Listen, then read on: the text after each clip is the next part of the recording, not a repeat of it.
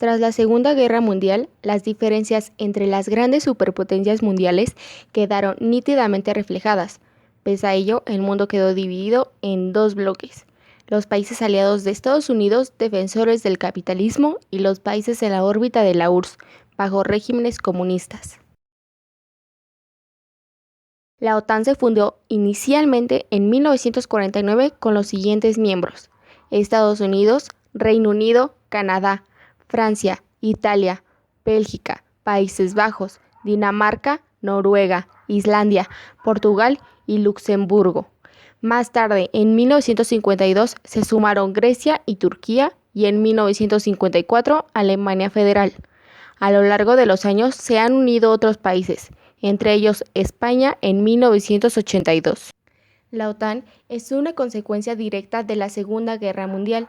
En 1947 surgieron en Estados Unidos dos grandes iniciativas relacionadas con el continente europeo, escenario principal de la reciente conflagración mundial: la llamada Doctrina Truman, de carácter básicamente político y adoctrinado, y el Plan Marshall, de naturaleza económica. La idea de los dirigentes estadounidenses era reconstruir Europa Occidental, la más castigada por la guerra, con el fin de que no pudiese ser víctima de un ataque de los soviéticos, ya desde el punto de vista militar como el del ideológico. La OTAN es, según sus fundamentos, una agrupación de estados soberanos, según la cual las decisiones y resoluciones deben ser muestras del deseo colectivo de las naciones asociadas, mediante un consenso.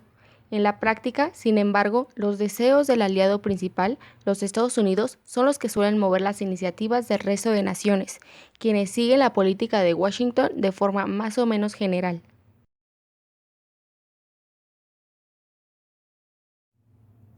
La otra cara de la misma moneda lo ofrecieron los países de tendencias comunistas y aliados de la URSS.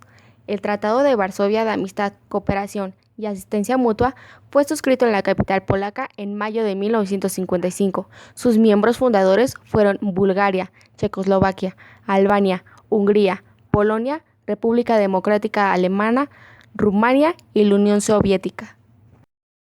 Los órganos principales del extinto pacto fueron, entre otros, el Comité Consultivo Político, CCP, integrado por los secretarios generales de los partidos comunistas de los países miembros.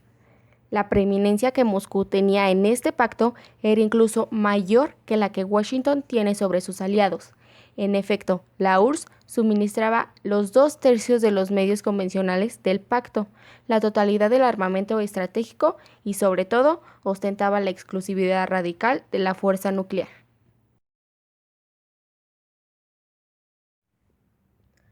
Los firmantes del pacto volvieron a reunirse en Sofía, Bulgaria, en 1986 con el fin de reagrupar a todos los gobiernos participantes en torno al nuevo dirigente político, Mikhail Gorbachov, y respaldarlo en sus negociaciones con Estados Unidos.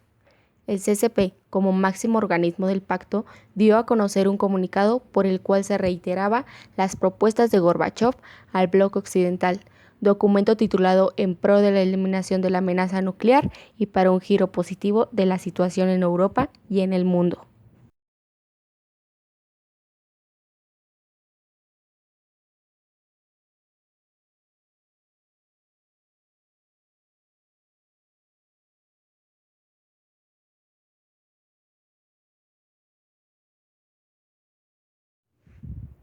A continuación veremos el estado de las naciones y el conflicto entre el capitalismo y el comunismo en diferentes regiones del mundo a lo largo de los años de la Guerra Fría y el conflicto entre las potencias.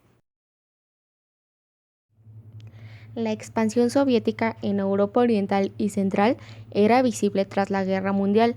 Esto fue visto como una amenaza por los estados capitalistas, llegando incluso a hablar el presidente Truman de contener el avance del comunismo. De aquí nacieron tanto el Plan Marshall como la Doctrina Truman. Por su parte, la Unión Soviética apoyaba o imponía por la fuerza, si era necesario, regímenes de corte estalinista en la Europa del Este. En 1961, las fuerzas comunistas levantaron el muro de Berlín con la intención de separar la zona occidental de la oriental.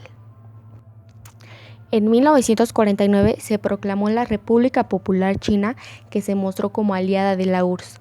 Corea había quedado dividida en dos estados: al norte la República Popular de Corea como comunista y la República de Corea del Sur como capitalista. En 1950, el ejército del norte, apoyado por los chinos, invadió el sur.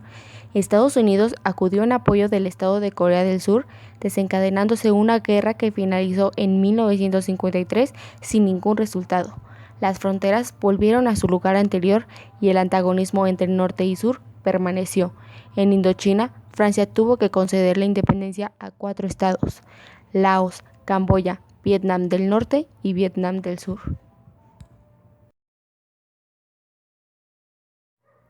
En 1959 se concluyó en Cuba una revolución que derrocó la dictadura aliada de Batista.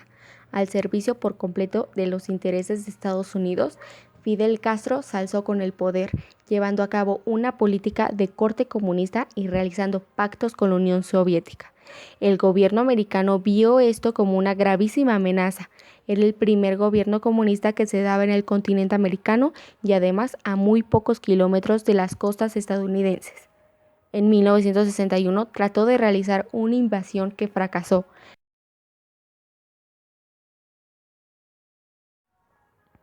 Al año siguiente, la Unión Soviética comenzó a desplegar misiles atómicos, lo que provocó que Kennedy decretara el bloqueo de la isla. Se trató del punto de máxima tensión de la Guerra Fría, pero finalmente la URSS retiró los misiles, aunque Estados Unidos no desbloqueó la isla de Cuba. Tras la caída del bloque comunista, la distensión entre los países del antiguo comunismo y los capitalistas casi desapareció del todo. Actualmente, la mayoría de los estados del antiguo bloque comunista han acotado las políticas e ideologías del mundo capitalista.